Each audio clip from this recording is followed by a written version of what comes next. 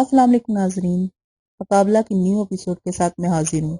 مجھے امید ہے کہ آپ کو یہ کہانی پسند آ رہی ہوگی۔ اگر پسند آ رہی ہے تو چینل کو سبسکرائب کرنا ہرگز مت بھولیے گا۔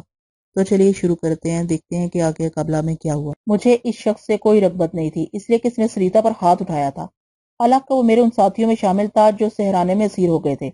ڈاکٹر جواد نے اپنی دنیا کی ایک بدنصیب لڑکی کا خیال نہیں کیا تھا تو میں اسے پہلو میں کیوں نشست دیتا؟ ڈاکٹر جواد ایک طبیب تھا اور طبیب کو فوری میں عزت کا مقام حاصل ہوتا ہے، اس لیے میں اسے آسانی سے نہیں نکال سکتا تھا۔ یقیناً وہ کسی سردار سے بالا نہیں تھا۔ میں نے اسے درشت لہجے میں پوچھا، تمہاری آمد کا مقصد کیا ہے؟ سعیدی جابر، میں ڈاکٹر جواد ہوں، تمہارا ساتھی۔ اس نے اشتیاق سے کہا، میں تمہارے نام سے واقف ہوں، لیکن مہذب دنیا کے رشتے توڑنے میں تم نے خود ہی پہل کی تھی۔ تم نے اپنے دوست رنگا کی لڑکی سریتا کا بھی خیال نہیں کیا۔ میں تمہاری کوئی اعانت نہیں کر سکتا۔ میں تم سے شرمندہ ہوں جابر بن یوسف، تمہیں معلوم ہے میری ذہنی حالت ٹھیک نہیں تھی۔ اب میں ہوش میں آیا ہوں، مجھے ندامت کرنے کو بہت دن مل گئے تھے۔ ڈاکٹر جواد لجاجت سے بولا، اب تم کیا چاہتے ہو؟ میں نے حفقی سے پوچھا۔ میں تمہارے قبیلے میں رہنا چاہتا ہوں۔ تم نے ذہانت اور تدبر کا جو شاندار مظاہرہ کیا ہے، میں تمہیں اس کی داد دینا چاہتا ہوں۔ شوالا حواس باختہ ہے، وہ شدید اذیت اور خفقان میں مبتلا ہے۔ تمہارے ہاں ایک شخص کی کمی ہے، میری۔ میں ایک بڑا طبیب ہوں۔ ڈاکٹر جواد نے خوشامدانہ انداز میں کہا، میں نے یہاں کی جڑی بوٹیوں پر تحقیق کی ہے اور یہاں کے طریقہ ہائے علاج سے خاصا استفادہ کیا ہے۔ کیا تم اپنے باکمال دوست کو معاف کر کے اپنے ساتھ رکھنا پسند نہیں کرو گے؟ تم ایک بے اعتبار شخص ثابت ہو چکے ہو، میں نے کہا۔ تم مجھے ایک موقع دو، میں اپنا اعتبار بحال کر لوں گا۔ جاؤ تو پھر کسی جھوپڑی میں مقیم ہو جاؤ اور میرے سامنے کم سے کم آیا کرو۔ تمہیں عورتوں کی ضرورت ہو تو تم ان کو ان کی مرضی سے حاصل کر لو۔ میں اپنے دوست کو سلام کرتا ہوں، جواد نے پرمسرت لہجے میں کہا۔ شوالا کا کیا حال ہے؟ وہ جانے لگا تو میں نے پوچھا۔ سعیدی شیر زخمی ہو گیا ہے، اس نے معنی خیز انداز میں جواب دیا۔ تو وہ کب آبادی کی طرف بڑھے گا؟ میں نے پوچھا۔ بہت جلد۔ اب وہاں رہ کے گیا ہے؟ وہ سفید چڑیا ابھی تک اس کے پنجرے میں ہے، کچھ دن بعد تمہارے پنجرے میں آ جائے گی۔ نربگا کیا کہتا ہے؟ وہ میری طرح کہیں محفوظ مقام پر جانے کے بہانے سوچ رہا ہے۔ ڈاکٹر جواد بھی آ گیا تھا۔ اس کی شمدانہ باتوں کے باوجود اس کی طرف سے میرے نہا خانہ میں ابھی تک گرد جمی ہوئی تھی۔ اب سارا کام مکمل ہو چکا تھا۔ پھر میں نے تاریخ براعظم پھیلے ہوئے جزیروں اور نربگا کے متعلق زرامے اور فرازوں سے معلومات حاصل کرنا شروع کی۔ وہ ایک کے بعد ایک جزیرے کا نام لیتے تھے جہاں آبادی کی منتقلی خاص احکام کے تحت عمل میں آتی تھی۔ بڑے سردار اور وہ لوگ جنہیں سرداروں نے یہاں قابلہ نے اعلیٰ عہدوں پر فائز کیا ہے، وہی ایک جزیرے سے دوسرے جزیرے جا سکتے تھے، چنانچہ بہت سے نام انہیں خود معلوم نہیں تھے۔ زرامے اور فرازوں کے خیال میں ساری دنیا انہی جزیروں پر مشتمل تھی اور قابلہ کائنات کے سب سے افضل مقام پر فائز تھی۔ جو علاقے اس کے زیر نگی نہیں تھے وہ کسی اور کائنات سے تعلق رکھتے تھے، میں کسی اور دنیا سے تعلق رکھتا تھا۔ کائنات و دنیا وہ ایک ہی معنی میں استعمال کرتے تھے۔ اقابلہ ایک لافانی حقیقت ہے، جب تک دیوتا خوش ہیں وہ موجود ہے۔ نسل در نسل وہ اس کا نام سنتے آئے تھے۔ اسے ایسی طاقتیں دیوتاؤں نے مبیت کی ہیں جو دیوتاؤں سے مختص ہیں۔ وہ ایک بہت بڑی سہارا ہے، اس کا حسن لازوال اور ساری دنیا میں لسانی ہے۔ زرامے اور فرازو نہایت عقیدت سے اس کی صفات بیان کرتے رہے۔ جزیرہ برناس کے متعلق انہوں نے یہ دلچسپ انکشاف کر کے مجھے استجاب میں ڈال دیا کہ وہاں سلطنت قابلہ کی سب سے حسین عورتیں موجود ہیں۔ وہ علاقہ خوبصورتی میں سب سے اعلیٰ ہے۔ انہوں نے آج تک اس جزیرے پر قدم نہیں رکھا تھا، لیکن لوگوں کی زبانی سنا تھا کہ وہ جزیرہ حسن اور دلکشی کے اعتبار سے ممتاز ترین ہے۔ تاریخ براعظم کے بیش بہا عجائب اور نوادر اس جزیرے پر موجود ہیں۔ جزیرے کا سردار نربگا کا بھائی ارمیگا ہے، اس کی طاقت و سحری کے قصے دور دور تک پھیلے ہوئے ہیں۔ وہاں تاریخ براعظم کا سب سے بڑا ساحر جاملوش بھی رہتا ہے۔ لوگوں کا کہنا ہے کہ جاملوش ایک طویل زمانے سے زندہ ہے۔ روایت ہے کہ جاملوش کو مقدس قابلہ کا قرب حاصل ہے۔ وہ جزیرے میں ایک علیحدہ مقام رکھتا ہے۔ وہ ارمیگا کے معاملات میں دخل نہیں دیتا اور ارمیگا اس کے معاملات میں دخل نہیں دیتا۔ جزیرہ امسار میں عورتوں کی حکومت ہے اور دوسرے جزیروں کی طرح وہاں عورتوں کو مردوں کے حصول میں طاقت کا مظاہرہ کرنے کی آزادی ہے۔ وہاں کے قوانین عجیب و غریب و سخت ہیں۔ بزرگ لوگ کہتے ہیں کہ جزیرہ بیرناز کے ایک شخص نے ایک بار ان عورتوں سے ان کی حکومت چھین لینے کی کوشش کی تھی، لیکن وہ ان کے مقابلے میں کامیاب نہیں ہو سکا تھا۔ کیا ان جزیروں پر عام آدمی کو جانے کی اجازت ہے؟ میں نے یہ حیرت انگیز حقائق سن کر پوچھا۔ اگر دونوں سرداروں کے مابین کوئی ایسا سمجھوتا ہو جائے تو اجازت ہے، زرامے نے جواب دیا۔ کیا سرداروں کی مارکہ الائی کے علاوہ ان کے عام لوگ آپس میں جنگ و جدل نہیں کرتے؟ اگر مقابلے کے لیے بات طے ہو جائے تو قبیلے آپس میں لڑنے کے لیے آمادہ ہو جاتے ہیں، فرازو نے کہا۔ فرازو و زرامے کی معلومات محدود تھیں۔ میں اس سے پہلے بھی یہ حقائق سن چکا تھا، لیکن میں نے کبھی یہ حقائق دروغ اطلاع نہیں سمجھے تھے۔ ان مایوس کن لمحات میں دوسرے جزیروں کی تفصیل سن کر مجھے اپنے قد کا اندازہ ہوا۔ میرا قد وسیع اور ریز سلطنت قابلہ کے مقابلے میں بہت چھوٹا تھا۔ شاید سرنگا سچ کہتا تھا۔ ایک طرف کی دوپہر کو مجھے اپنے کمرے میں اطلاع دی گئی کہ کاہن اعظم سمورال میرے قبیلے کی طرف گامزن ہے۔ مجھے اس خبر پر یقین نہیں آیا۔ میں نے اپنے سینے پر نظر ڈالی، دیوتاؤں کے نوادر تیزی سے سجائے۔ سریتا نے میری مدد کی۔ میں نے حکم دیا کہ کاہن اعظم کو ایک جلوس کی شکل میں یہاں لایا جائے۔ حکم کی دیر سے اچانک नकारे पिटने लगे और लोग एक जगह जमा होकर काहन आजम के रास्ते में खड़े हो गए। मैं सर सजाकर बैठा तो सरिता ने अपनी उंगलियों से मेरे बालों में कंघी की। काहन आजम की अचानक आमद से जुमूदो सकूत की ये फजा टूटने वाली थी। चंद लम्हों बाद ढोल ताशों की गूंज करीब आती गई। मैं उसकी पजीराई के लिए बाहर आ गया। टोरी की सारी आबादी इकट्ठी हो गई थी। सिर्फ वो लोग इनमें शामिल नहीं थे जो मुश्तरका इलाके में शिकार को गए थे। फराजू और जरा में रास्ता बनाते हुए समुराल को ला रहे थे। दूर से मुझे उसकी झलक नजर आई। मैं एक अरसे बाद समुराल को देख रहा था। मैंने झुक कर अपने अंदाज में उसके हाथों को बोसा दिया।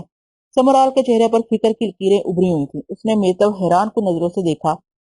मैं उसकी निगाहें महसूस कर रहा था जो बार बार मेरे सीने पर आरास्ता तोहफों और खासतौर पर शिपाली और दुगबुगी के सींगों की जानब उठ रही थी।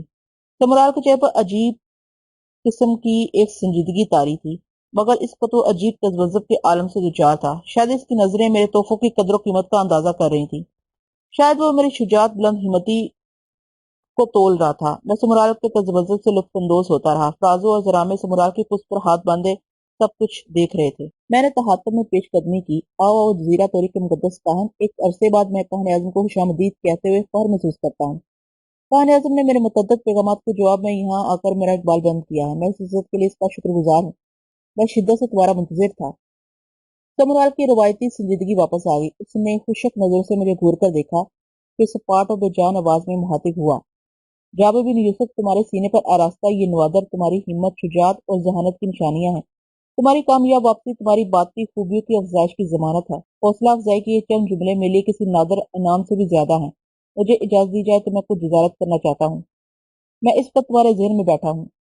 मैं काहन आज़म से खसूसी कुर्ब और अपने नवादर की रियायत से ये पूछने की जसारत करता हूँ कि क्या ऐसे शख्स को जिसे खुद बलाई ताकतों ने किसी मुहिम पर रवाना किया हो, उसे कामयाब वापसी पर हौसला अफजाई में बुखल का शिकवा हो तो वो किसे फरियाद करे। मुझे तुम्हारे सामने वसाहत की जरूरत महसूस नहीं होती। कान आजम ने कहा, बेशक, लेकिन शिकायत इल्जाम और जुर्म से लैदा होती है। मैं इसे अपना हक समझता हूँ। मैंने इस इलाके में हमेशा इसकी वफादारी निभाई है। कान आजम समराल ने मजमा को इशारा किया। वो सब लोग उल्टे कदमों वापस हो गए।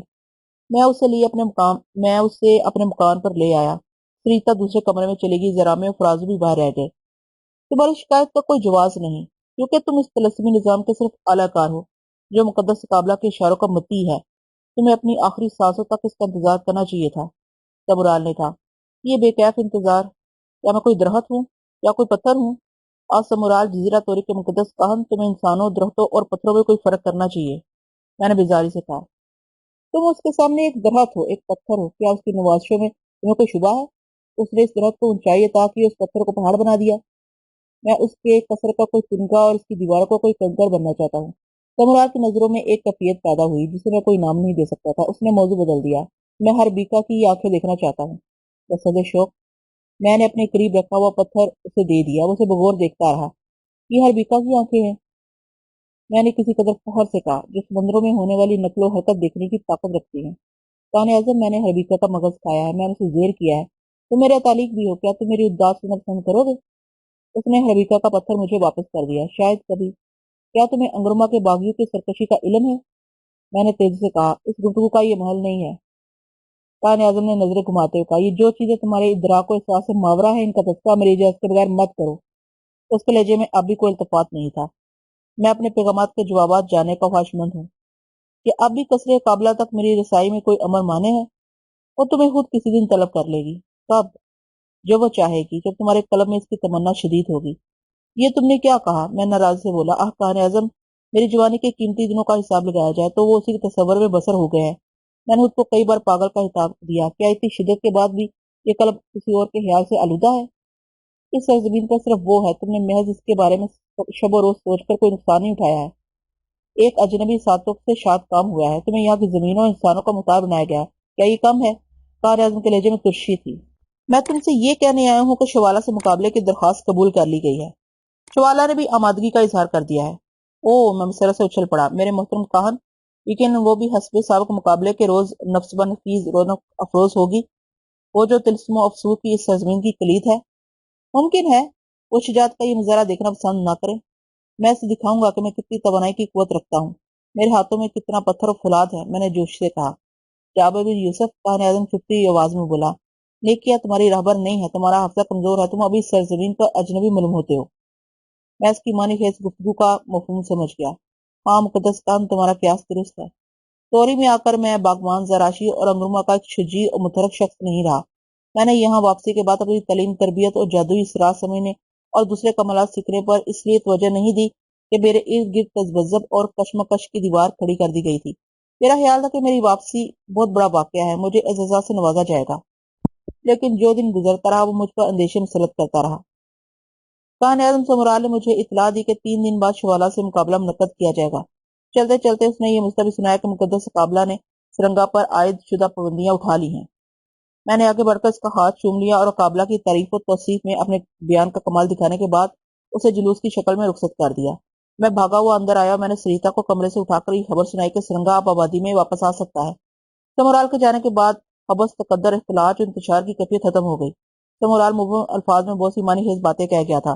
اس وقت قبیلے میں شوالا سے مبارزت کا اعلان کر دیا گیا اور قبیلے کی آبادی جیرا کاکا کی عبادت میں سبسجود ہو گئی۔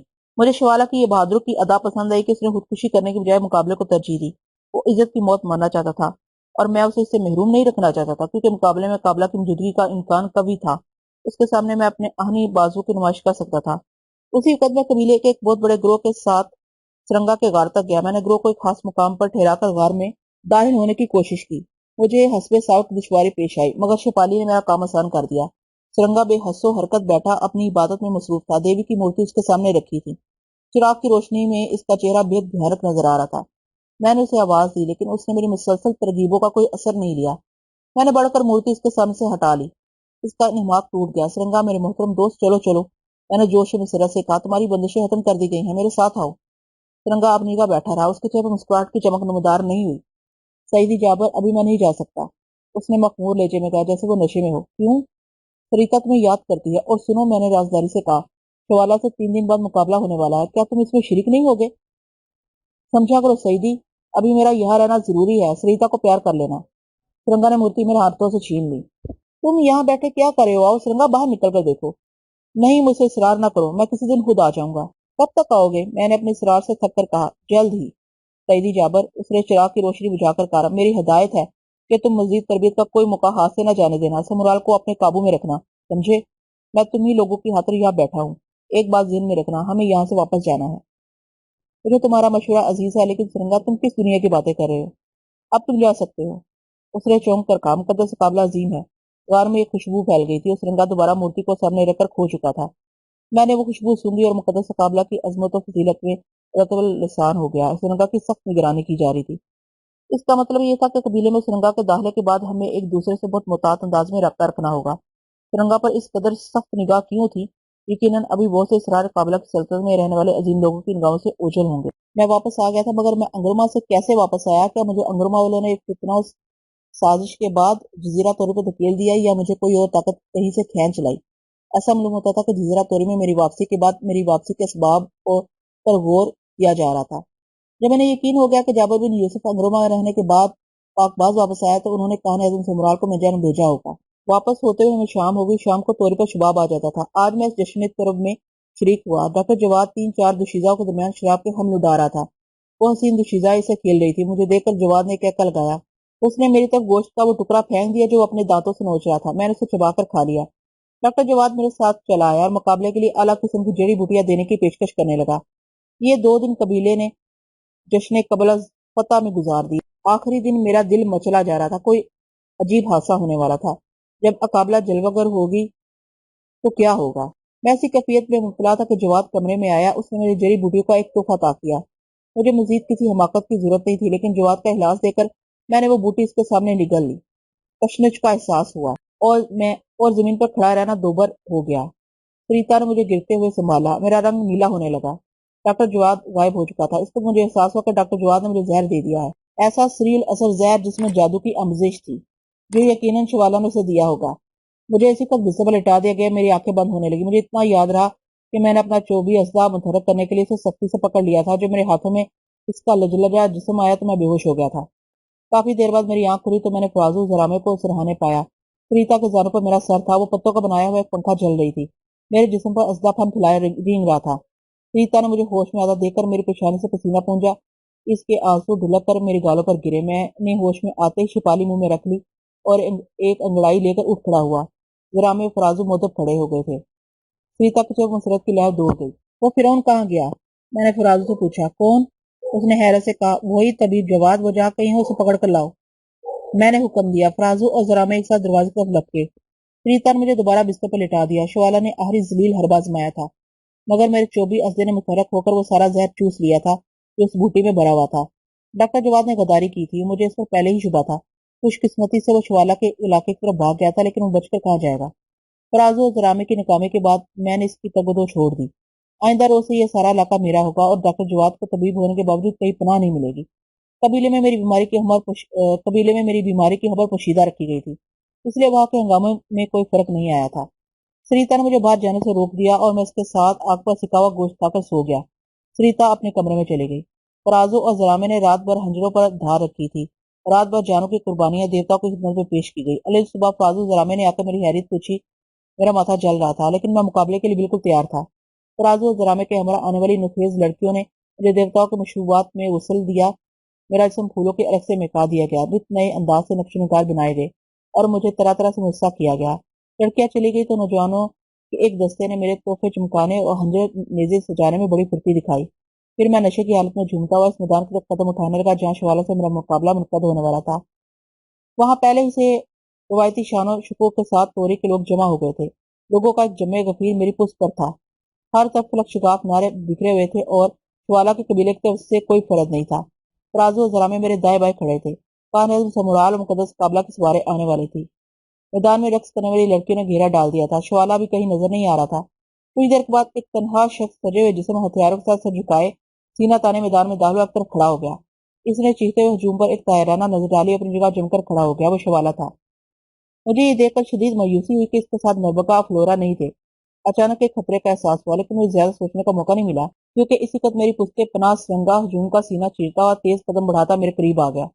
میں نے اسے بغلگیر ہونا چاہا، مگر اس نے مجھے روک دیا۔ قریب آ کر اس نے میرے سیدھے ہاتھ کا انگوٹھا میری پیشانی پر رکھا اور اسے کھینچتا ہوا اوپر کی جانب بڑھاتا چلا گیا۔ اس کام سے وہ فراغت پا کر بڑے ادب سے بولا، اے جزیرہ توری کے عالی مرتبہ سردار، میری دعائیں تمہارے ساتھ ہیں۔ سرنگا میرے دوست، میں نے مچل کر کہا، مجھے اس موقع پر تمہاری دعاؤں کی بہت ضرورت ہے۔ جواب میں سرنگا نے اپنے دونوں ہاتھ جوڑ کر مجھے سلام کیا، پھر ہجوم میں گم ہو گیا۔ اسی وقت میں نے سرنگا کی عظیم دیوی کی پرچھائیاں اپنے قریب محسوس کی۔ جیسے جیسے وقت گزرتا جا رہا تھا، لوگوں کا شور و گل بڑھتا جا رہا تھا، پھر اچانک گہری خاموشی مسلط ہو گئی۔